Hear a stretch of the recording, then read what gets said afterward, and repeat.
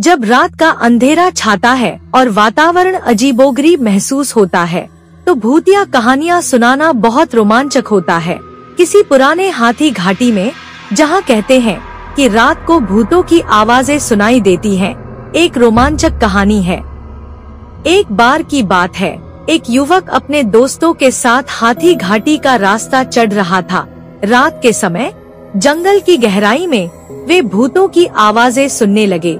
एक विलक्षण आवाज उन्हें बहुत डरावनी लगने लगी। जब वे आगे बढ़े तो उन्हें एक पुराना हवेली नजर आया। वे हवेली के अंदर जाकर देखने लगे। वहां उन्हें कुछ अजीब चीजें दिखाई दीं, जैसे डरावनी चित्रकला और पुराने सामान। फिर अचानक उन्हें वहां एक भूतिया आवाज सुनाई दी जो उन्हें डरा देने लगी। वे भागने लगे, लेकिन बाहर रास्ता बंद हो गया। उन्हें वहां फंसे हुए महसूस होने लगा। जब वे बाहर देखने लगे तो वह भूतिया आवाज एक दीवार से आ रही थी, जो कि बस एक छोटी सी घटना का था। उनके डर का सच्चाई सामने आया कि यह वास्तव में कोई भूतिया नहीं था, बल्कि वहां किसी का चालाक खेल था। इस कहानी से हमें यह सीखने को मिलता है कि कभी-कभी हमारे डर और भय केवल हमारे मन की कल्पना होते हैं, और असलियत में वे अज्ञात चीजों से नहीं, बल्कि हमारे अप्रियता या अनजाने के कारणों से आते हैं। वहां फंसे हुए युवक और उसके दोस्तों ने समझा कि उन्हें अपने डर से मुकाबला करना होगा। धीरे धीरे वे हवेली के अंदर की जांच करने लगे और अपने डर को पार करने का प्रयास किया। वे एक कमरे में गए जहां उन्हें एक पुरानी किताब मिली। वहां उन्होंने यह जानकर हैरानी महसूस की कि भूतिया आवाज और सभी डरावने चीजें केवल इस किताब की ध्वनि थी जो हवेली के अंदर उच्चारित हो रही थी।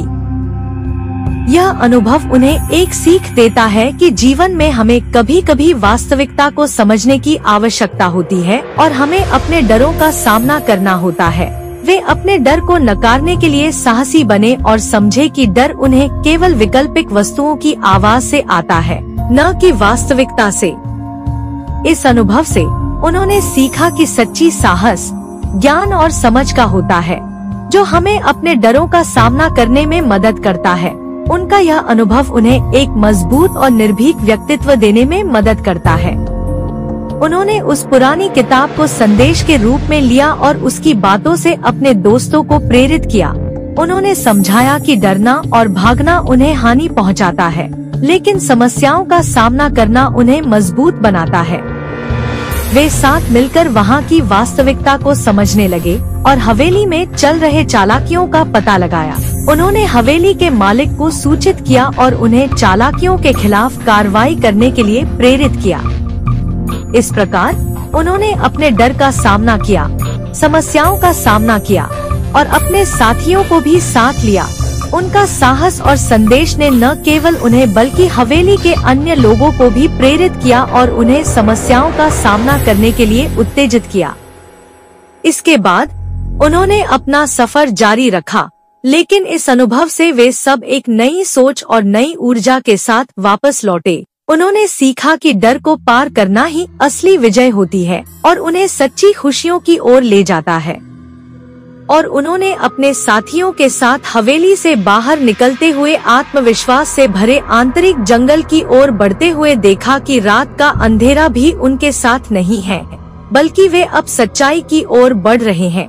उन्होंने समझा कि जीवन की सच्चाई हमेशा डर की आवाज से ऊपर होती है, और इस प्रकार उनकी यात्रा एक नई शुरुआत के साथ समाप्त हुई, जो उन्हें साहस, समझ और सच्चाई की दिशा में ले गई।